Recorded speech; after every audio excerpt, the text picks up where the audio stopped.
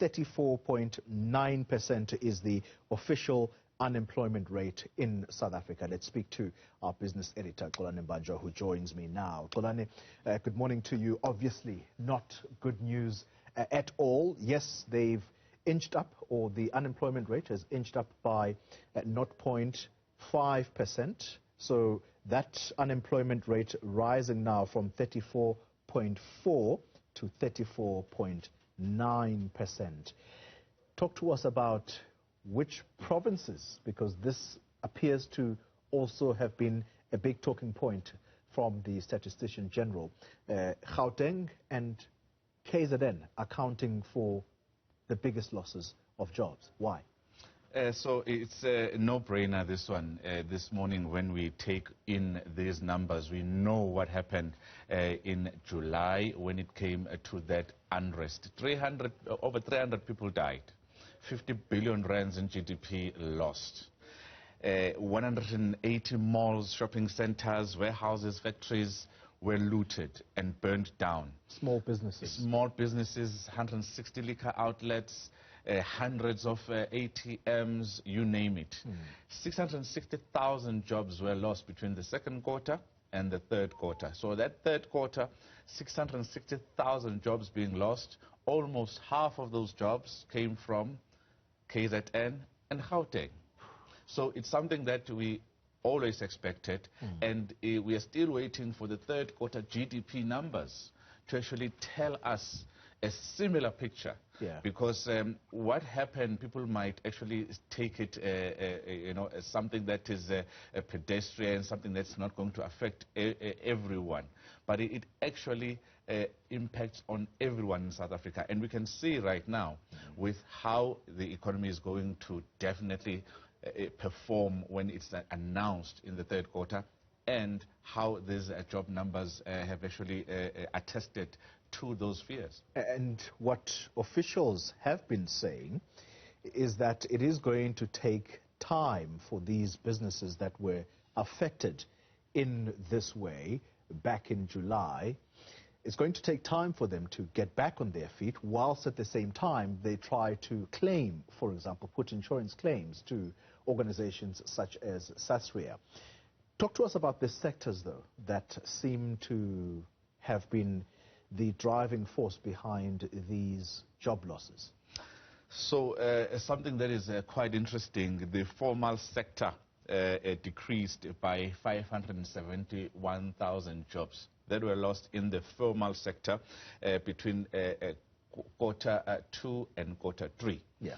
And in the informal sector, the jobs increased by 9,000. So just a few of those people who lost their jobs in the formal sector found themselves in the informal sector. Yeah. But agriculture jobs decreased by 32,000. Remember, we are a very, very good country when it comes to agriculture. We are supposed to be focusing on it, stimulating that sector. Agro-processing is a big one, but look at what is happening. 32,000 jobs lost. Employment declining by 660,000 overall means that trade also lost, construction lost, and these are huge, huge losses in sectors which are low-hanging, have been described rather as low-hanging fruit for South Africa. And when you look at construction, it's a no-brainer. When you have lockdowns, repeated lockdowns, such as the one that the country is expecting from the fourth wave that everybody now seems to agree that we're going to get, construction is going to be impacted. And this means that the fourth quarter will not be as good as well. But agriculture, being one of the biggest losers, is really a huge surprise, since they've been doing quite well. The rains have been good in terms of that particular sector. This is also the one sector that has, when everything was down, all sectors were down when it comes to economic activity. This was the one sector that was contributing positively to the economy. Let's talk about the expanded definition. So the official unemployment rate as things stand, 34.9%, increasing the number of those who are unemployed from 34.4% in the second quarter. Let's talk about the expanded definition. At the last look, 44% was the expanded definition of unemployment. Where does that number sit now? It's increased by 2.2% since the second quarter to 46.6%. This, for many people, should be the figure that we are looking at. I know we are part, as South Africa, of the International Labour Organization, and as part of that organization, the formal rate of unemployment is the one where we take those who are currently seeking employment, actively looking for work. But these are people, more than 12 million now. We've passed that mark right now. I think we are sitting at 12.2 million people who are unemployed.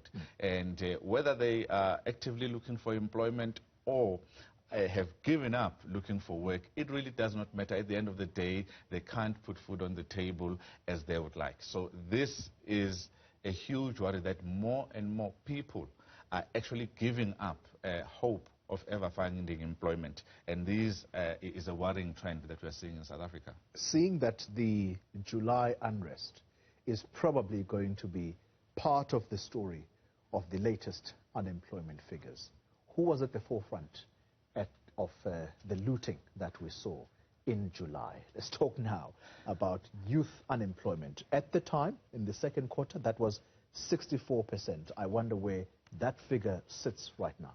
So right now, the South African Human Rights Commission is going through the motions, having those hearings. I think we have the police commissioner, General Kehla Sithole. We had premiers of KZN and Gauteng. You've had the former defense minister testify. Exactly. And the country is still trying to find out and pinpoint who was involved. But we saw young people from as young as 10 years old, right up until old people involved in the looting. Everyone. It was a sad story, Kulane. And you remind me of a picture.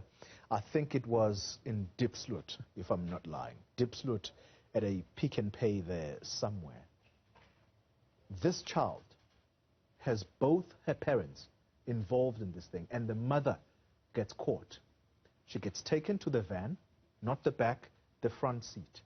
And I'm not sure what the police officers are doing there. There's the father who comes around to see, goodness, is my partner being taken away? And you see the child, because I think the child was sort of in the back somewhere. Either police are trying to shield him from seeing this, because it obviously is going to spark emotion. The child might just cry to be separated from his parents. And once they notice that police officers are not looking, they make a run for it. As annoying as it was for police officers letting go of those people who obviously needed to be arrested, but it almost came as a relief, though, at the same time, because you felt sorry for the child. I'm just bringing this up as something that I observed back then, which was a difficult story to tell. People taking full advantage of what was going on in the country. And it was sad to see both those who are employed, running big businesses. A CEO was actually fired for looting as well. Those who are employed and those who are unemployed were involved. But people say it was political. The unrest was political. The most interesting thing about the unrest is that authorities have not really turned a blind eye on whether another unrest is going to happen or not. Yeah. We had heard from international organizations warning South Africa before the unrest that we were prime for such an unrest. How many times, Kolani Banja, how many times have we heard from unions in this country? And the name that immediately comes to my head is Zwelinzima Mavavi. He talks about a powder keg. That ticking time bomb. Unemployment, ticking time bomb. Those kinds of descriptions. So what happened in July was probably just the tip of the iceberg, or a taste of things to come. I don't want to say that. The fear is there. The reality is that we still are actually prime for that to actually take place. And it's stats like these that make us susceptible to these sort of unrest. The fact that half of the 660,000 jobs that were lost can be directly linked to two provinces, which account for 50% of South Africa's output, by the way, because we've got a huge harbour in KZN, and here in Gauteng we are the financial capital of Africa, as with the economic hub. With the economic hub. It just goes to show how something that happened over a couple of days, something that we haven't seen in democratic South Africa in that scale, can actually impact for a number of years to come. This is going to be with us for a while. The impact is going to still be huge, and we were trying to actually recover from the COVID-19 pandemic. This unrest made certainly things worse. I can only imagine what kind of headache this is going to be for the newly installed finance minister, Godongwana. It's a very interesting one, because he's being pushed on one side to introduce and implement the basic income grant for those who are unemployed, who don't have any income. Yeah. And people have been saying that the 350 Rand grant for those who have proven that they don't have any form of income anywhere is what people have been saying we need to continue with. But we're going to hear that in terms of the plans in February. But it's a really, really hard decision to make when we know that there isn't enough money for these 350 Rand grants, but many people are saying that the July unrest and these numbers actually push South Africa to do something.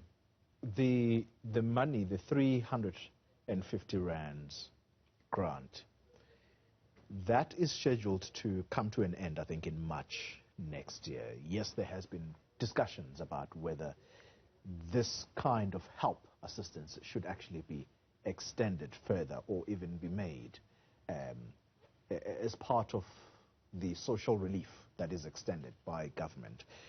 I interrupted, though, because I don't think that we have the latest figure on youth unemployment. We got caught up in the July unrest and what really happened there. So, as I was saying earlier, 64% was the rate at which youth unemployment set in the second quarter. In the third quarter, where does that number sit right now?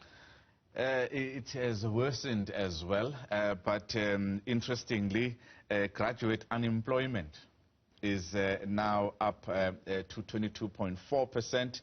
It's lower than the national official unemployment rate, but these are graduates, people who went to college, universities, got those skills, and they can't impart them. These are millions of young people who are able-bodied, who can work, who have some sort of skill. Yeah. It may be just that the market is not looking for those particular skills. But this is graduate unemployment.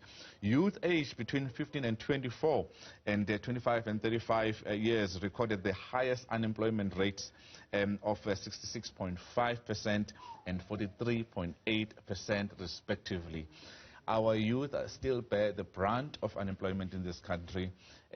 Black women still bear the brunt of unemployment in this country. Yeah. But if you look at the stats from the International Labour Organizations, they are quarterly stats as well, globally, it's the same picture. Young people have lost their jobs during the COVID-19 pandemic, and the majority of those people are women.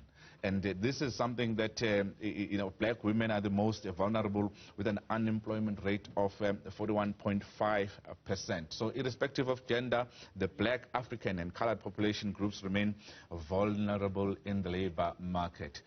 What are we doing about macroeconomic policies? Yeah. I know the Statistician General, Resenga Malulega, never answers that question. I'll never ask him that question ever again, because it's a policy issue, it's a government issue. And it's something that is quite worrying when you see that we are not getting that youth dividend. With countries, emerging economies like China having populations that are quite older than us, we are missing a huge opportunity to reskill young people so that they play an active role in our economy. Sure. Apart from what obviously stands out in the latest unemployment figures to be the July unrest, what else